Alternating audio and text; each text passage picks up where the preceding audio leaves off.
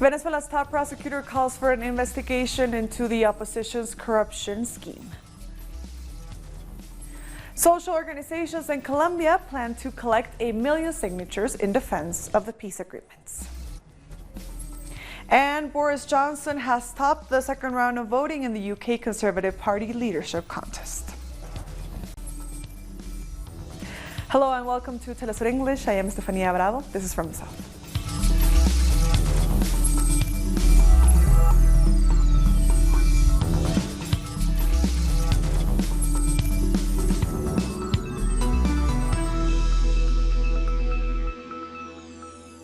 The corruption regime led by opposition lawmaker Juan Guaido will be investigated by Venezuela's public ministry. The announcement by Venezuela's top prosecutor Tarek William Saab comes a day after the country's communications minister Jorge Rodriguez revealed the details of the misuse of aid funds. The prosecutor also noted that stolen funds have been used for individual purposes, alcohol consumption, recruitment of prostitutes, and presumably to fund destabilization attempts against the country. He said that since funds were directed from Venezuela, it is up to his office to investigate the origin of these funds and their use. The plot in which Venezuelan citizens, led by the usurper Guaido, appropriated funds, which were initially meant for assisting Venezuelans who were in the city of Cúcuta, by people named as follows: Rosana Edith Barrera Castillo and Kevin Javier Rojas.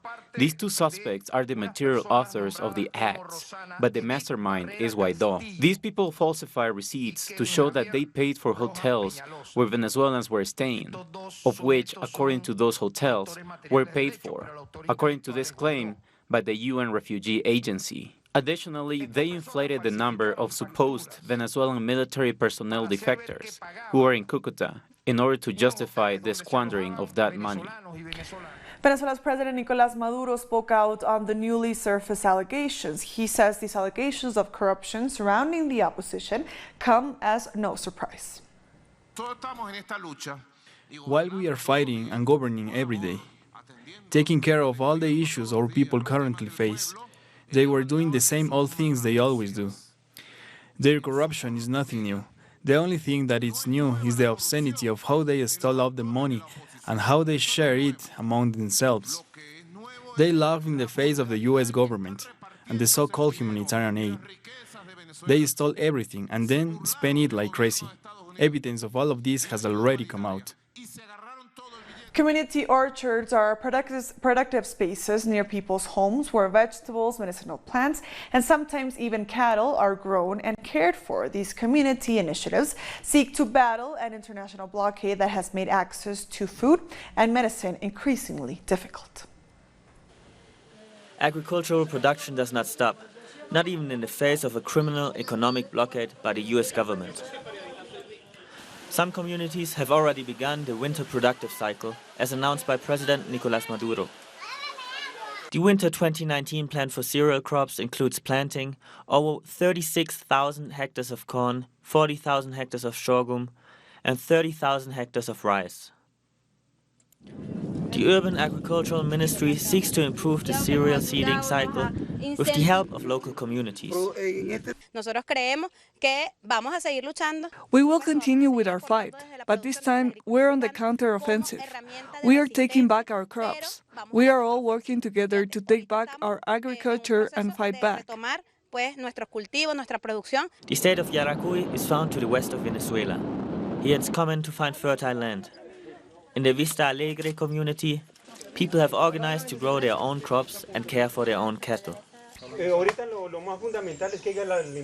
What matters now is that we have food available.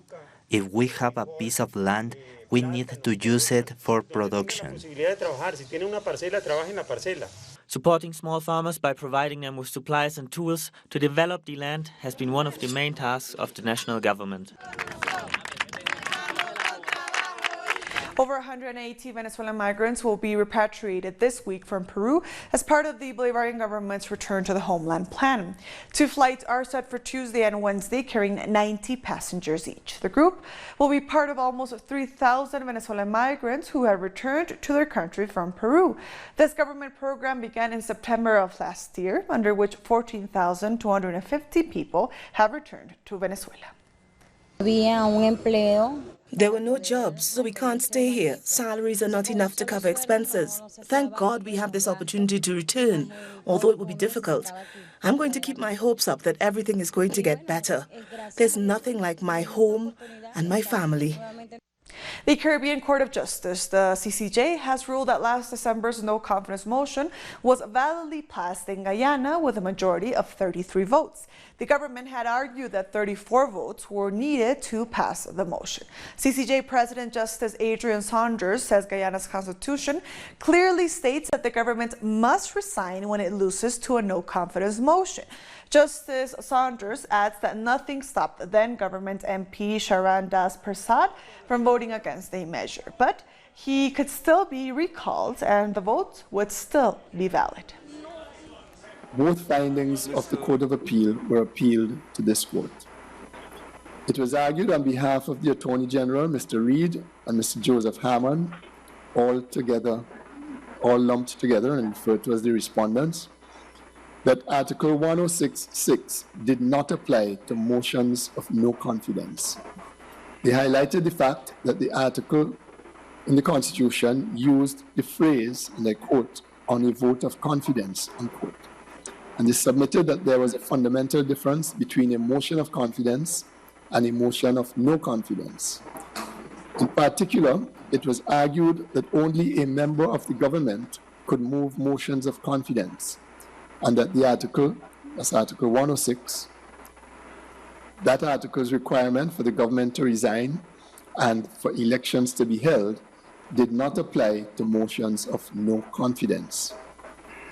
The court rejected these submissions.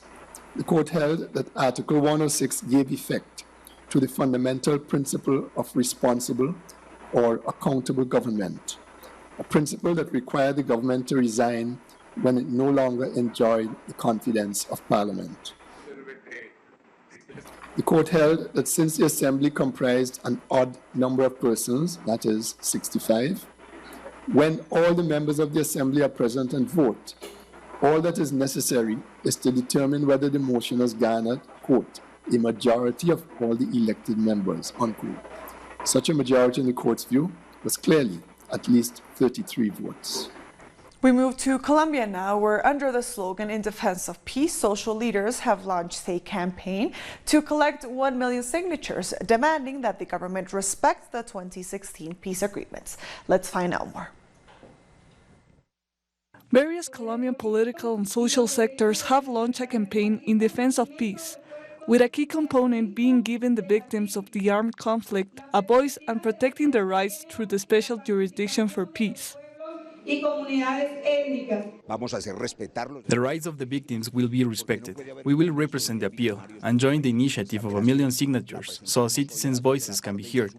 And then in October we can vote in our candidates to Congress, and we don't lose the past 4 years of the peace agreement. 16 seats in Congress that were given as a part of the peace agreement for the 18 departments most affected by the armed conflict were eliminated due to an apparent lack of quorum in Congress. It's important to respect the agreement and the seats given for the victims, because they are leaders that will bring to Congress the real situation in their communities, so the state can find a solution. These are hot zones, which have been submerged in misery and historical exclusion. They need to be in Congress to present their situation, and the state must give priority to these conflicts. Another main point in this initiative is stopping the systematic murders of social leaders across the country, a grave humanitarian situation that, according to experts, can become worse after local and regional elections in October. We launch an initiative to protect the leaders who are being killed. It's a collective protection in their territories so stigmatization and threats can end. On top of the murders of social leaders, there's also the murders of former combatants who want to return to civilian life. This is done to place an obstacle to the implementation of the agreements, to create fear. We are asking for an investigation on both a national and international level of these systematic murders. They are not isolated incidents. The objective is to undo the Havana agreements. 1 million signatures will be the beginning of a battle to defend peace, while also seeking to counterbalance the initiative of Uribismo, which wants to collect 8 million signatures to finally destroy the special jurisdiction for peace. Coming up after the break, workers in Costa Rica are on strike. More on that after this.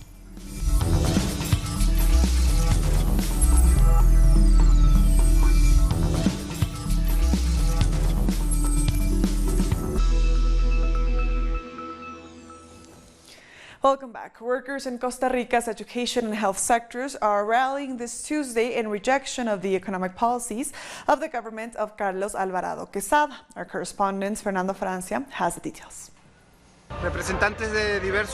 Representatives of different health union groups are in the central square of San Jose in Costa Rica in front of the Hospital San Juan de Dios, one of the main public hospitals of the country. They are protesting against the economic policies of the government, but they are also protesting bills that will affect the popular mobilization. In other regions across the country, the education sector is also holding demonstration, and they will also are arriving to this square to demonstrate against the bill that forbids demonstration in the public sector.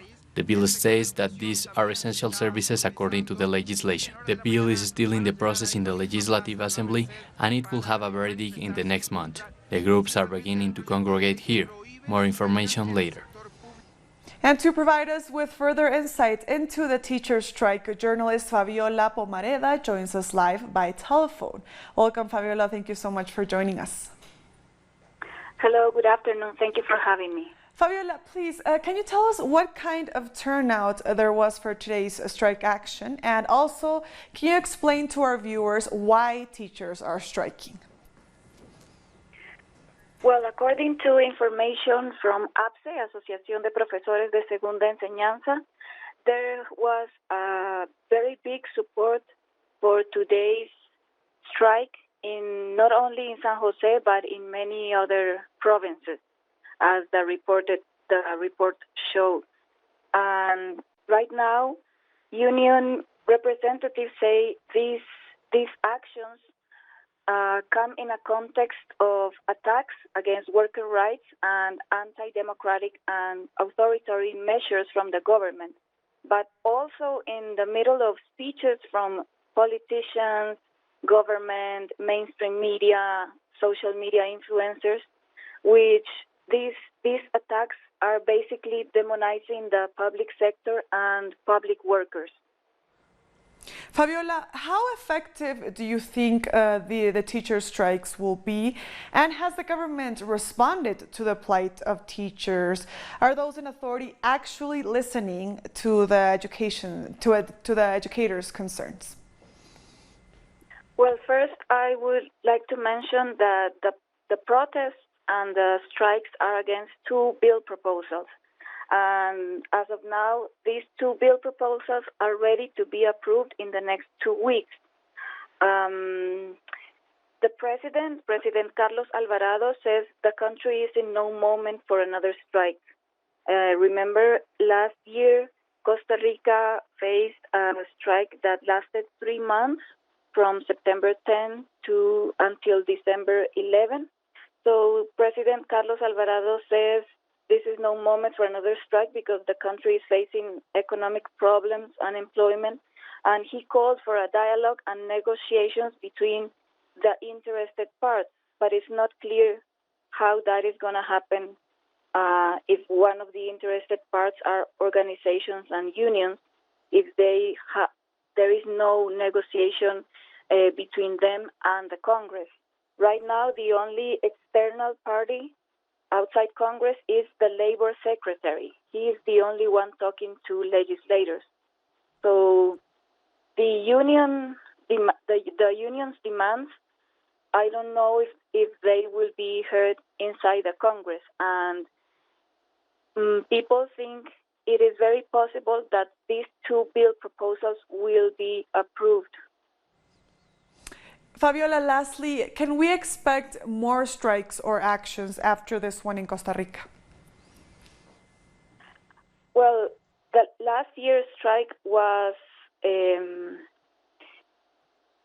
a big conflict because it lasted so long, and also because all of these campaign against the people, against social protest, and I think the unions are a little weak right now, but I don't know if other sectors will be coming out, because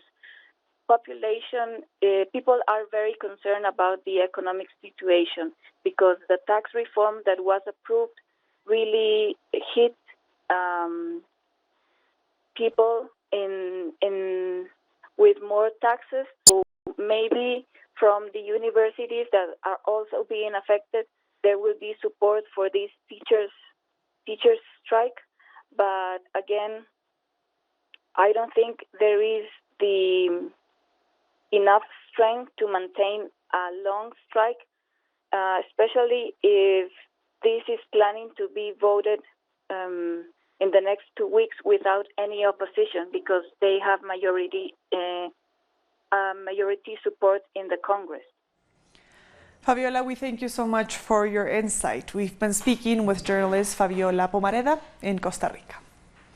More news now. A number of Central American asylum seekers have been returned to the border city of Ciudad Juárez, Mexico, after being separated from their families. Under a program called Remain in Mexico, asylum seekers are forced to await the outcome of their U.S. asylum claims outside the U.S. The Trump administration has been preparing for the immediate expansion of the controversial practice along the entire southern border. According to officials, close to 12,000 people have been returned to Mexico since the program started in January. How else should I feel? I wanted to be with my family and we were returned. They said that we had a certain amount of time for the asylum process. We have a certain amount of time. We had hoped to wait over in the US because we wanted to be with our families, and we were brought here. And U.S. President Donald Trump is set to formally launch his 2020 re-election campaign on Tuesday at the Anway Center in Orlando, Florida. Taking to social media, Trump said, "We are building large movie screens outside to take care of everybody. Over 100,000 requests. Our country is doing great, far beyond what the haters and losers thought possible. And it will only get better." Florida is a critical swing state, as in 2016. This is where Trump beat Hillary Clinton by nearly 100,000 votes, sending him on his way to the White House. The first Democratic primary debates are also set to take place in Miami this week. Former Egyptian President Mohamed Morsi has been buried after he collapsed in court and passed away on Monday. The burial was attended by members of his family in Cairo's Nasser city after authorities denied his burial in Morsi's home province of Sharqiya in the Nile Delta. According to authorities, the former president died from a heart attack. He was 67 years old.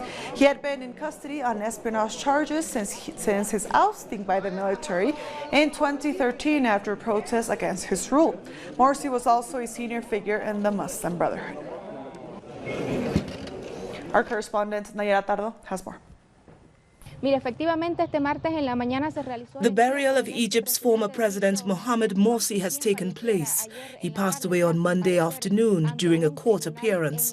The burial began in the morning after the medical commission examined the body. It was a small ceremony with only his family.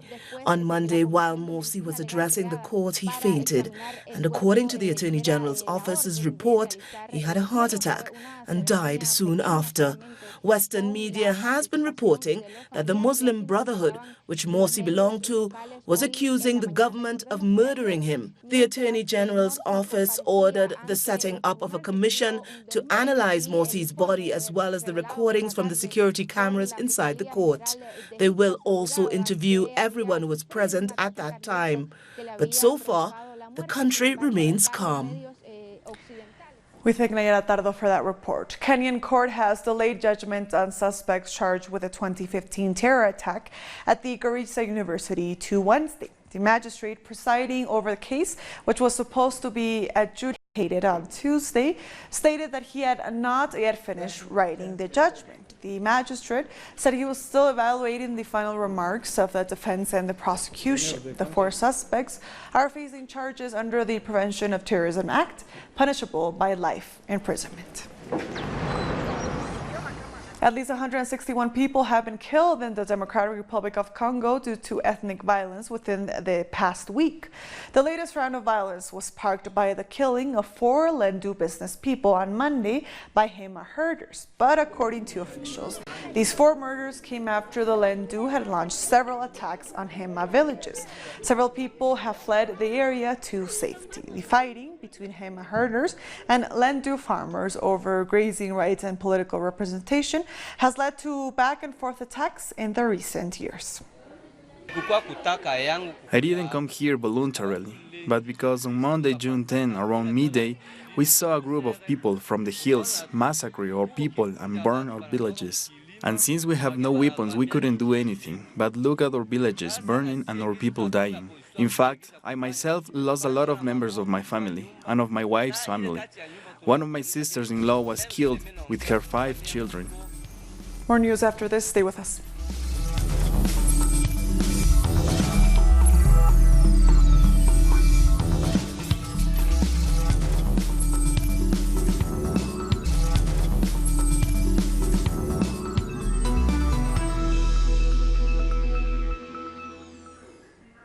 Welcome back. Boris Johnson has topped the second round of voting in the Conservative Party leadership contest in the UK. Johnson finished first with 126 votes, followed by Jeremy Hunt with 46 and Michael Gove with 41.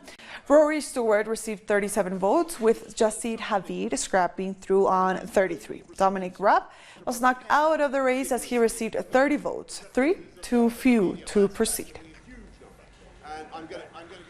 United Nations officials have urged renewed efforts to bring the conflict in Yemen to an end. The U.S. and Saudi-led invasion of Yemen in 2015 caused what has been described as the world's worst humanitarian crisis. A ceasefire between the Houthi movement and the Saudi-backed Yemeni government brokered in Sweden late 2018 and has reduced civilians' deaths by 68% when comparing June with last December. The special envoy of the Secretary General addressed the Security Council by video link, saying that a solution must be found. The longer the conflict goes on, the more challenges and the greater difficulties we will face in resolving it and reversing its terrible effect on the people of Yemen. The continued dialogue between the parties to implement the Stockholm Agreement is significant, but it is not enough for the Yemeni people. They want their suffering to end now and not tomorrow. The U.S. is to send 1,000 additional troops to the Middle East amid tensions with Iran. Acting U.S. Defense Secretary Patrick Shanahan has announced that the troops will be deployed for defensive purposes. He says recent Iranian attacks validate the reliable intelligence Washington has received on hostile behavior by Iranian forces. News of the additional troop deployment comes on the heels of the U.S. State Department's announcement that Secretary of State Mike Pompeo will travel Tuesday to the command center that oversees Middle East military operations. And now from the 2019 Cricket World Cup in the United Kingdom, England has won against Afghanistan by 150 runs at Emirates Old Trafford. England captain Ian Morgan broke the record when he hammered 17 sixes in his 148 off 71 balls. His innings allied to 90 were from Johnny Barstow and Joe Root's 88, lifted England to 397 for 6, their highest World Cup total. Afghanistan at the bottom of the table are batting. And before we end, thousands of dancers in Bolivia came together for a traditional parade known as the Morinada. 40,000 dancers and 7,000 musicians joined the festivities in La Paz, honoring the image of Jesus of great power. Most of them belong to the Aymara indigenous community and are known for their dresses and suits, as well as elaborate masks and feathers. This is the 45th edition of this parade. The country is waiting for UNESCO to respond to its request to declare it an intangible cultural heritage. For the past 33 years, this has become my passion. The Morinada dance is everything for me. I call it deep inside my heart. Jesus of the Great Power is something wonderful and unique, in which anyone who participates will feel as though we're going to the World Cup. It is a window for the world. And with that story, we've come to the end of this news brief. These and other stories, as always, find them on our website at telesurenglish.net. And also join us on social media. We are on Facebook, on Twitter, and on Instagram. For Telesur English, I am Estefania Bravo. Thank you for watching.